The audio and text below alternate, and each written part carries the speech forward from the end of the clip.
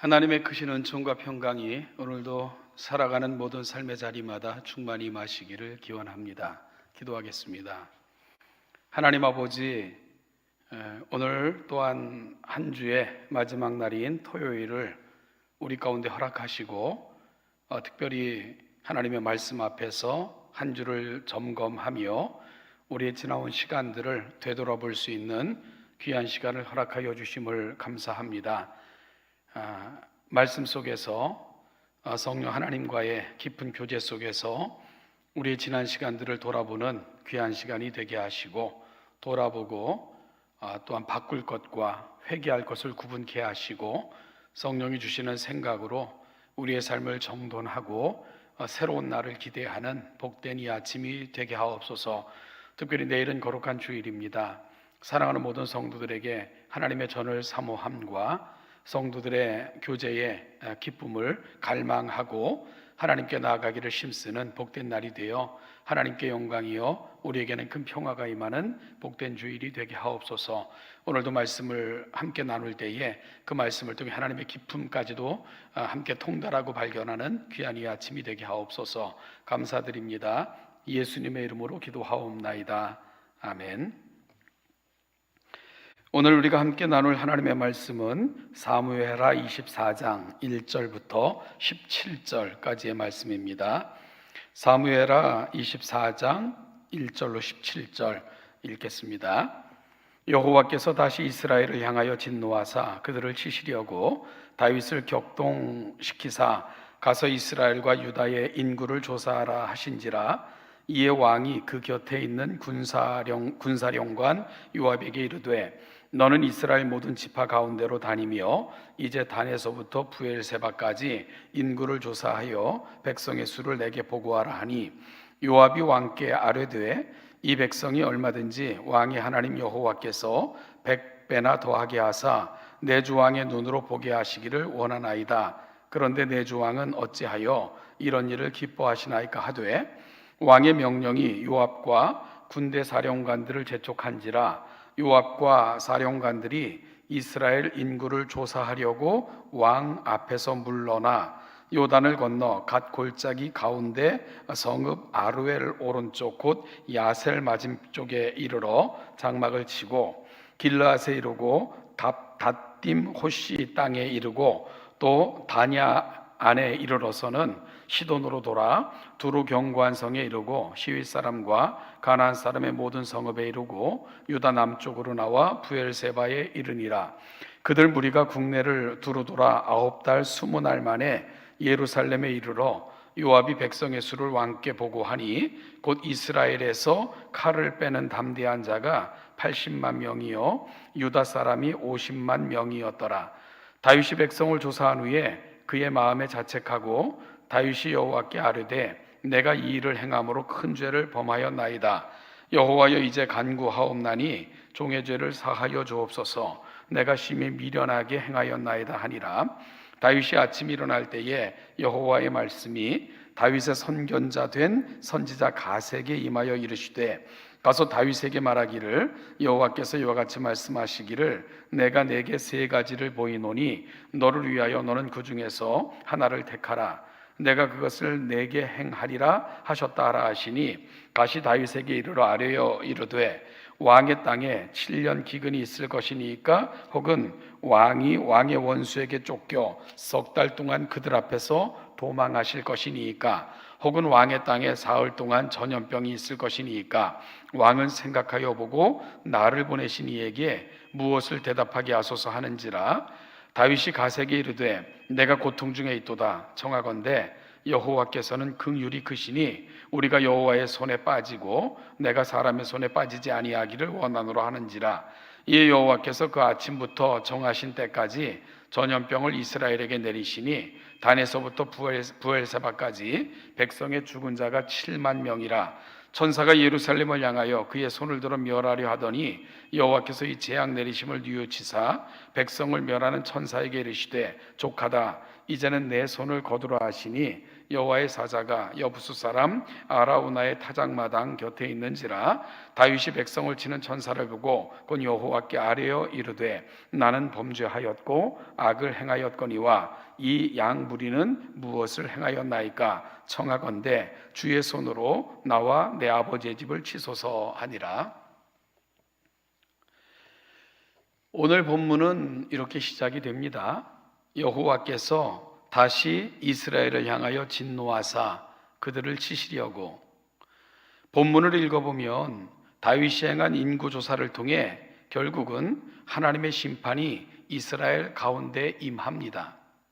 하나님은 다윗에게 갓 선지자를 통해 세 가지 징계를 보이시면서 그 가운데 하나를 택하라고 말씀하셨습니다. 다윗은 전염병 징계를 택합니다. 결과로 단에서 부엘세바까지 백성 7만 명이 죽습니다. 얼마나 심한 징계였는지 하나님이 뉘우치셨다고 하시면서 천사에게 그만 징계하라 할 정도였다고 성경은 기록하고 있습니다. 이를 통해 보건대 이 일은 이스라엘의 범죄로 인한 하나님의 심판인데 그 심판의 도구가 바로 다윗이 된 것입니다. 이 사건은 역대상에도 기록되어 있습니다. 역대상 21장 1절에 보면 사탄이 일어나 이스라엘을 대적하고 다윗을 충동하여 이스라엘을 계수하게 하니라. 같은 인구조사에 대한 기록인데 사무엘하와 역대상의 보고가 다릅니다. 사무엘하는 여호와께서 이스라엘을 향해 진노하사 그들을 치려고 다윗을 격동했다고 합니다. 반면 역대상은 사탄이 다윗을 충동질했다고 합니다. 여러분, 그럼 이 인구조사를 통한 심판을 우리는 어떻게 설명해야 할까요? 심지어 24장 3절을 보면 다윗의 군대 장관 요압조차도 다윗의 인구조사 계획을 만류하고 있는 것을 보게 됩니다. 그러나 다윗은 끝까지 뜻을 굽히지 않았고요, 인구조사를 재촉하게 되므로 무려 9달 20일 동안 이 일을 행합니다. 그리고 9절은 그 결과를 보고하는 장면이 기록되어 있습니다. 그런데 참 신기한 것은 이 일 후 곧바로 10절에는 다윗의 회개가 나온다는 겁니다. 그는 이렇게 고백합니다. 내가 이 일을 행함으로 큰 죄를 범하였습니다. 내가 심히 미련하게 행했습니다. 종의 죄를 사하여 주십시오. 사도 요한은 하나님에 대해 고백하기를 만일 우리가 우리 죄를 자백하면 그는 미쁘시고 위로우사 우리 모든 죄를 사하시며 모든 불의로부터 깨끗게 하실 것입니다 라고 고백을 합니다. 다윗은 자신의 행위가 미련했고 여호와께 죄를 범한 것임을 알고는 즉시 회개했습니다. 그럼에도 불구하고 앞서 살핀 것처럼 하나님께서는 심판을 거두지 않고 실행하셨습니다. 결과적으로 7만이나 되는 사람들이 죽어나갔습니다. 하나님께서 후회하실 만큼 엄청난 재앙이었습니다. 따라서 우리는 이 사건의 전말을 이렇게 이해할 수 있습니다. 그 일이 무엇인지 정확하게 밝히고 있지는 않지만 이스라엘의 죄에 대한 하나님의 심판인데 그 실마리를 다윗이 제공했다 말할 수 있는 거죠. 그리고 사탄은 이를 통해 하나님의 사람인 다윗을 정죄함으로 하나님의 나라를 방해하려는 계획을 실행했던 것입니다. 이것을 깨닫고 다윗은 급히 회개했지만 이것은 원래 이스라엘을 향한 하나님의 심판이었기에 결국 심판은 피할 수가 없었던 것입니다. 오늘 본문의 사건을 통해 우리는 너무나도 심각한 도전을 받게 됩니다. 결국 우리의 싸움은 혈과 육에 대한 것이 아니라 영적인 싸움임을 알게 됩니다. 왜냐하면 혈과 육에 대한 약함을 너무나도 잘 아는 사탄이 언제나 우리를 하나님의 대적이 되게 할 수 있는 기회를 엿보고 이를 이용해서 결국은 하나님을 대적하게 만들기 때문입니다.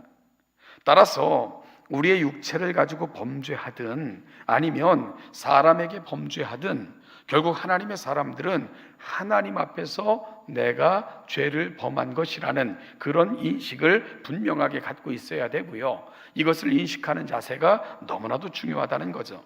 이것이 기독교인들의 기본적인 마음이어야 합니다. 다윗 역시 하나님의 은혜로 지금까지 달려온 것을 잊어버리고 순간적으로 자신의 힘이 얼마나 되는가를 알고 싶어 했습니다. 그래서 하나님께서 원치 않는 인구조사를 통하여 유사시 자신이 동원할 수 있는 군사력이 얼마나 되는가 하는 것을 알고 싶어 했던 것입니다. 그동안 다윗은 하나님만 의지하여 미약한 군대를 가지고도 주변의 강대국들을 이기는 놀라운 역사를 이룰 수 있었습니다. 이러했던 모습과는 사뭇 달라진 다윗의 모습을 오늘 본문은 보여주고 있는 것입니다. 그러자 이를 재빠르게 이용한 것이 누구라고요? 바로 사탄입니다. 사탄은 이를 재빠르게 이용해서 결국은 다윗의 위신을 떨어뜨리고 백성들의 심판을 재촉하게 만들었고요. 궁극적으로는 하나님의 마음을 아프게 만든 것입니다. 이것은 비단 다윗의 모습만은 아니지 않습니까? 여러분, 최근 성장을 이루었다 하는 많은 교회 목회자들이 교회 성장의 원인을 하나님의 은혜와 도우심으로 돌리는 것이 아니라 자신이 가진 성장 정략인 것처럼 성장 전략의 그런 결과인 것처럼 착각하고는 그 모든 공을 자신에게 가져가고 그것을 세세히 누리고자 하는 엄청난 일들을 벌이고 있는 것, 어찌 보면 다윗의 모습은 오늘 또다시 되풀이되는 우리의 모습이라는 생각을 해보게 됩니다.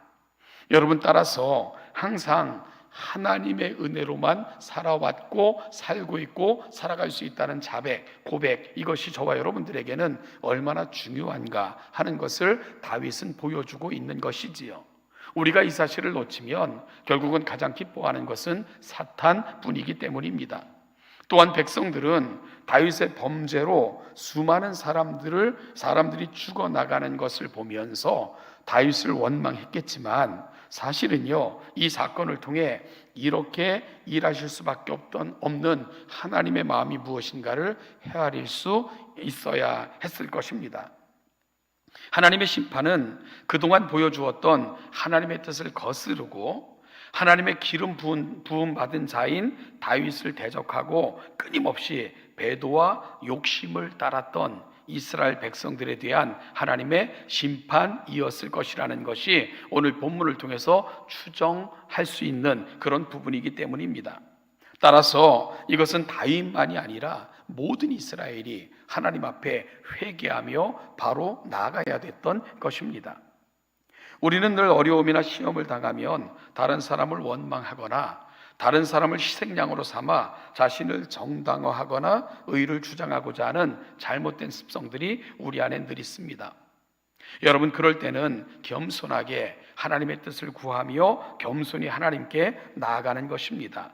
그럴 때 하나님의 위로와 치유 그리고 회복이 우리 가운데 임할 수 있기 때문입니다. 오늘 다윗의 사건을 다시 한번 살펴보면서 우리의 마음이 하나님의 성전되어 하나님과 겸손히 동행할 뿐만 아니라 사탄에게 기회를 주는 인생이 아닌 하나님께서 거하셔서 그분을 드러내실 만한 아름다운 인생들로 하나님 앞에 세워지기를 바라는 것 얼마나 중요한 것인가 하는 것을 바로 깨닫고 오늘 하루도 사탄의 무기가 아닌 하나님의 거룩한 의의 병기로 드려지는 복된 하루가 되시기를 주님의 이름으로 축복합니다.